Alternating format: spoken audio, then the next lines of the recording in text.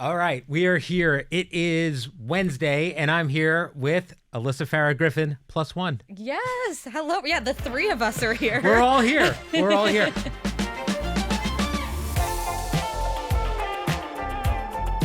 We had a huge announcement today. You are having a baby. Yay! Yay!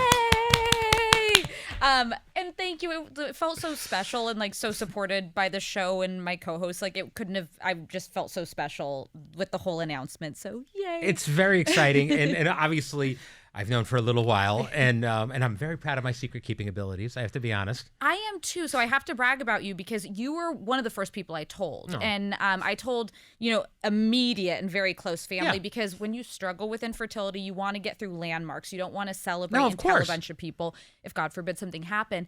But I was thinking about it because a lot of my closest girlfriends actually hid it from their bosses when they were pregnant because they were worried about if they would treat them different in the workplace. And I knew, I was like, I will have the most supportive boss and Brian by so telling. Sweet. And it meant a lot to me because there were some dicey moments early on that it was actually really helpful to be like, hey, I'm not feeling great today, and just have that. So thank you for supporting me. Oh, no, of course. I mean, and you're a dad. Like I knew you were going that's to. That's exactly right. And I'm a dad. I've dad of daughters, all those things. So that's always kind of heavy on my mind as far as like how people want to be treated in these situations. Also, I have to say, just going through it myself as a guy, when we've talked about like, maternity leave coming up and stuff like that. And it really does reset everything as far as priorities and things like that. 100%. Until you go through it, you don't really understand it. I remember I took a paternity leave of 2 weeks.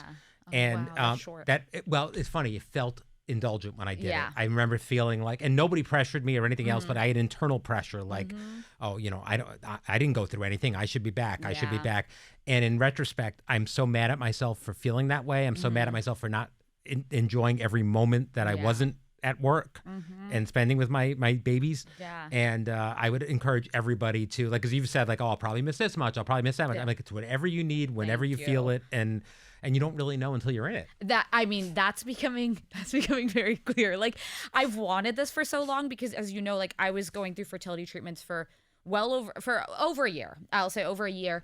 And with it, I never knew when it was going to take and when I was going to have, the luck of that was the time that it worked. So I'd wanted it, but I didn't allow it to be real even when I first knew I was pregnant, because I'll tell you, a week later, and then we got to like 8 weeks, and then 12 felt like, okay, this is going the right direction. But it honestly, why I waited this long was I wanted to get through the 20-week appointment, which is like the full anatomy. They look at everything. And I wanted to just feel like the baby is in a healthy, safe place before I blast it out to the world. Absolutely. And let myself celebrate, just because I have gotten bad news in the past in this journey. And so now I'm just like overjoyed. When I did that 20-week appointment, I was like, oh my gosh, he's here. He's an actual adorable little human. Like he's like, you probably remember it from your girls, but like he wouldn't sit still. It took like 2 hours because they're trying all these angles. I had to like do jumping jacks to get him to move around. Like he's going to be a character. Oh, that's great. That's great. And it's a boy, which is exciting. Did you feel like you wanted a boy? Do you not? Yes. So Justin and I both secretly wanted a boy first. We always liked the idea of an older brother, whether it ends up because we want 2 kids, whether it's a daughter next or another boy. We liked, I don't know. He's an older brother. His younger brother, my amazing brother-in-law, Ty, was here with him today. So we were like thrilled that it was. You have like a boy mom energy to me. I don't know why. So. I feel like you definitely do. I'm not the most feminine of the group. Let's be honest. It's not that. But I agree. I do have a boy mom energy. I picture you at like a football game or a soccer game in the with stands. Orange slices and just cheering there's them something on. about it. Screaming at other moms if they're mean. Well, yeah, exactly. When we had kids at first, I definitely wanted a boy and a girl. I had the girl first. My wife could care less if we ever had a boy. She wanted girls badly.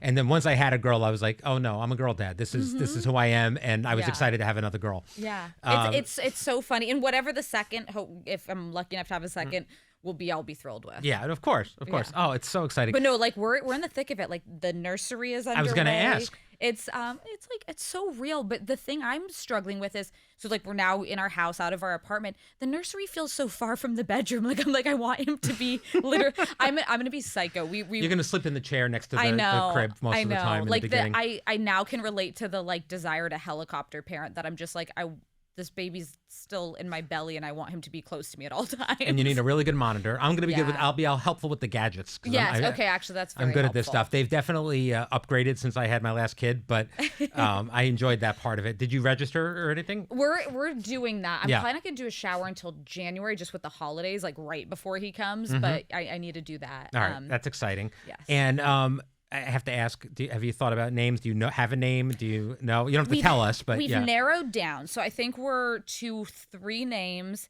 We're not telling because Sarah actually gave me great advice, which was don't share with family because you'll be excited about a name and then someone's going to be like, no, I don't like it. Yeah, that happened to me. She's kind of right about because when we talked about girl names, someone in the family who will remain nameless was like, oh no, I don't like that. And I was like, wait, what if I had wanted to use that name?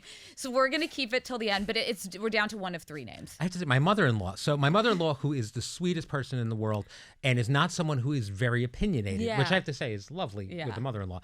Very rarely, whatever we do, she's supportive, she's happy and stuff. And we were talking about girl names for, I think we ended up with Lily. And we mentioned that one of the names we were considering is Charlotte. And she had such a visceral reaction to it. What Charlotte did her wrong in her life? Maybe it's because it's a city. I don't know. But she was like, oh, no. And it's also a classic name. Yeah, it's a great name, and it's fine. And I love Lily. We named our daughter Lily and Lily, and it's great. But the reaction to Charlotte. I think I've told you this. Lily's one of my all-time favorite girl names, but it's Justin's most recent ex before me's name, so we can never use it. Like I'm glad there are other beautiful Lilies out there, but there'll never be a Lily in my house. No, I understand. There'll be no Lily in my house as long as I'm here. Right, exactly. That's great.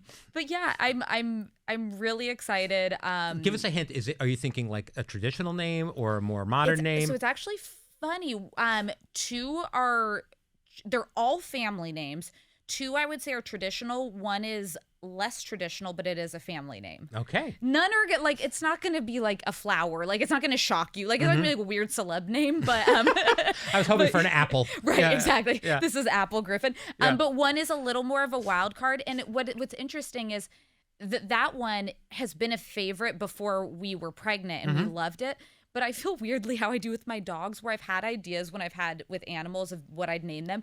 And then I met the dog and I was like, oh, never mind. Not right. It's a Herbie. Yeah. So I wonder if I think it might be that. Where exciting. Like he's born and I'll be like, wait, this is all right. Whatever he may be. Another exciting View announcement on the way. How are you feeling?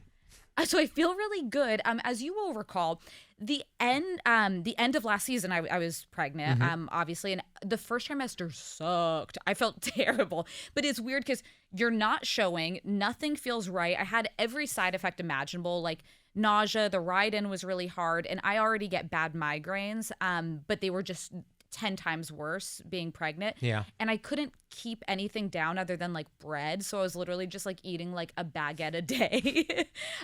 Second has been so much more peaceful, easy, and fun. And there's like the general discomforts here and there, but it's like I feel great. Like I can exercise. You did disappear during one of the shows and nobody noticed, which was good. that was remarkable. Can I share a little bit about that? Yeah, of course. So by the way, that was like the kindest moment you ever were to me, and it meant a lot to me. But I had a scary moment. It was early in the pregnancy, and I thought that something was going wrong. And I basically got up to use the ladies' room at a commercial break and was like, oh no, something is wrong. I walked backstage. You saw me. I think I was probably green in the face. You were like, are you okay? You're like, go home. Don't even worry about it. And it meant so much to me that you, my producer, Carly, we're both just like, we will handle this. Don't worry about a thing. Like, go to the doctor. Of course, yeah. And thankfully, everything was okay. It was a scary thing that can happen, but that actually was fine. But like, it had me thinking afterward that I was like, other workplaces I was in, I don't think I would have that flexibility. Like, I wouldn't have known who to go to at the Pentagon and be like, something might be happening. Can I leave? Who can fill in for me? Who can be in this meeting? Like, it spoke a lot to the environment and culture of this show that you were just like, leave. I don't even want to hear from you until you know. Of course. No, I mean, it wasn't even a question. And thank God you were okay and everything was okay. It's really, again, I think going through it and having a family, it just resets everything. Everything. Yeah, literally. The whole world is different. It really is. And even from now to when it actually happens and when the baby's here, you'll see. Oh, 100%. Well, the other thing was like, I now like believe in like mom energy and strength, because that's something you like know growing up. Like I look back and I'm like, I don't know how my mom just like did everything and just everything got done. I never heard her complain. Maybe someone else did. But even going through the IVF process, I was going through it on election night. Election night of 2024. Wow. Which I was, we did the show here, and then I was on CNN until 4 a.m. So I was like injecting myself in the belly at midnight in the bathroom at CNN. And I remember telling David Axelrod, who was sitting by me, if I get emotional, remind me, like, I'm on a lot of hormones right now. It's not like, because I feel very strongly about not like, I'm not going to melt down on an election night. Like, that's not me. I'm a professional. And so we had a code that he was going to elbow me if I ended up getting through the night. But like 5 years ago, I couldn't have imagined myself doing that. And it's like when you want something, you have a goal, and it's this baby, it just like you just power through things. I mean, they said it on the show today, but I think it's really inspiring, and it's been wonderful that you shared the story with people. I think it's great, and that it has a happy ending is really wonderful. We had fun with the reveal today because we called back to Whoopi asking you on the air that if you were pregnant, which the look on your face it's the best photo, the shock there. But I think one of the byproducts of that is since then people have been waiting for this announcement for a very long time and asking you constantly if you're pregnant for the entire time. 100%. Yeah. Which, by the way, in Whoopi's defense, she wasn't totally off base in that I had just started fertility treatments. And I do think that some women can sense that because your body's pumped with like estrogen and like everything. Just the fact that my mother-in-law was in the front row that day, I was like, perfect. Oh, it was great. I mean, horrible, but great. Yeah. I actually have gotten like a lot of joy and found it like fun to see viewers of the show like tweet at me and Instagram. Like, although I did turn off comments on one image because it was like they thought they were acting like it was a pregnancy announcement and congratulating me. And I was like, cool. But I was surprised there's certain tabloidy outlets that just like have been writing articles for like months now of like she's hiding her bump, and I'm like, guys, I'll tell you when I'm ready. If a woman doesn't and I'm no shade, but like if a woman doesn't tell you they're pregnant, it's because they're not ready to. It's funny, we talked about it when you told me you were going to have the baby. It was last season still.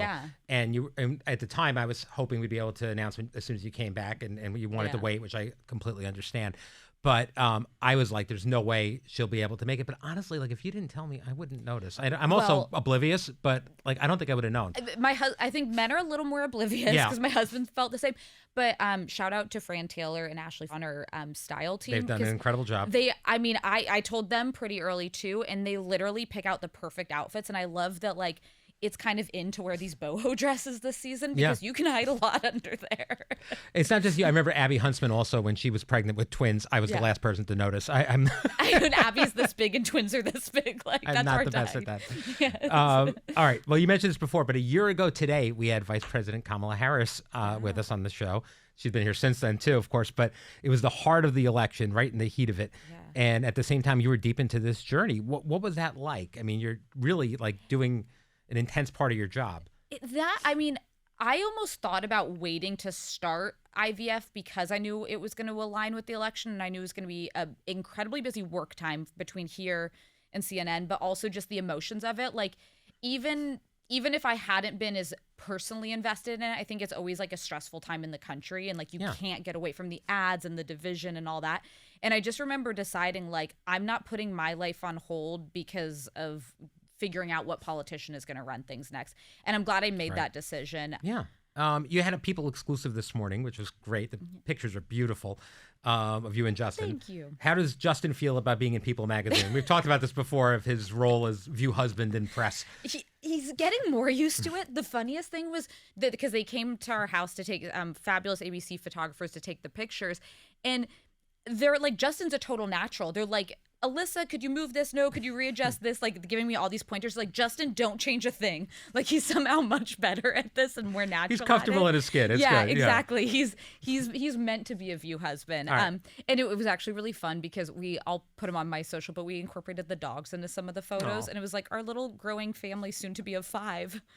I will say that is an adjustment. The dogs being the center of your world to the baby. You never love the dogs any less, but there is a little bit of like, get out of the way. The baby's here. It happens. There's no way around it. But can I tell you the cutest thing in the world that's happening to me right now?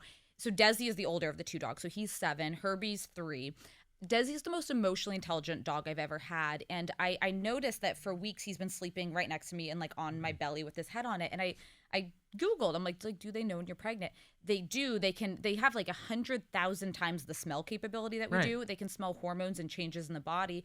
And it makes them want to be more protective and loving. Aww. He won't leave my side. It's the sweetest thing in the world. So he sleeps in my Sunny would judge this because she doesn't believe in dogs. And then he sleeps in my pregnancy pillow with me. And I'm just like, oh my God, he's going to be the best big brother. Yeah, I had a dog when my first was born, and they had such a great bond. It's really good. And immediately, and this was like a giant lab that we had, and immediately just so sweet. Could put her right up to her, and she would. Herbie's different though. I'm like, Herbie senses that he may not be the baby any longer and is a little standoffish. Yeah. All right. Well, give him time. We'll give him time. Give him time. Did any of the hosts give you advice on being a mom? There's. Yes, and I welcome more. Sarah's been super helpful. Sarah, so Whoopi's known for a while, and Sarah's known a little longer than the other hosts, but I told everyone about like a week ago. Sarah's had very good advice, and I like her. I think our idea and style of parenting is similar, which is like we both were lucky, as you were, to kind of grow up in a generation where like kids played outside and you scraped your knee and you fell down. Yeah. And like trying to push kids to that and away from the screens and the devices and the technology. Luckily, we're not there for a while. But she's comes had great faster advice than you there. think, though. I'll tell you. Yeah. And then I'll be curious to talk to Sunny having a son first too, just like what that's like, and boy momming and the difference there, because I'm already reading like about how much more physical they are and how much more like they want to do things with their hands, whereas like I only have the perspective of having been a little girl. I have to tell you, I when I have boy friends over when they were toddlers and older and stuff, I would look at like, oh my God, this is a lot of energy. Like my kids have a lot of emotional intensity. That there's a lot of talking and feelings and doing plays and acting and that kind of stuff. But boys are just bouncing off the walls. Totally. Yeah. Look, yesterday I saw a neighbor kid on my street who's so cute, and he's like actually the best behaved kid on the street, but he was just ramming into Halloween decorations. So I was like, you would never see a little girl just like body slam things. I will say, for one of the big important things, get good books to read to them, because you can read them over and over and over again. So if they're enjoyable ones, I have a lot of suggestions. That's great. Put them together for you. All right, so that's all the time we have for today. It was a straight baby episode, but that's okay. We did straight baby. That's all right. We didn't even get into Taylor. We'll have to save that for next time. Yes. But thank you for joining me, and congratulations again. Thank you. I'm so personally very happy for you. It's you. going to be, and you and Justin, it's going to be a lot of fun to be here through this. And tomorrow I'll be back with Anna Navarro, and we will see you then.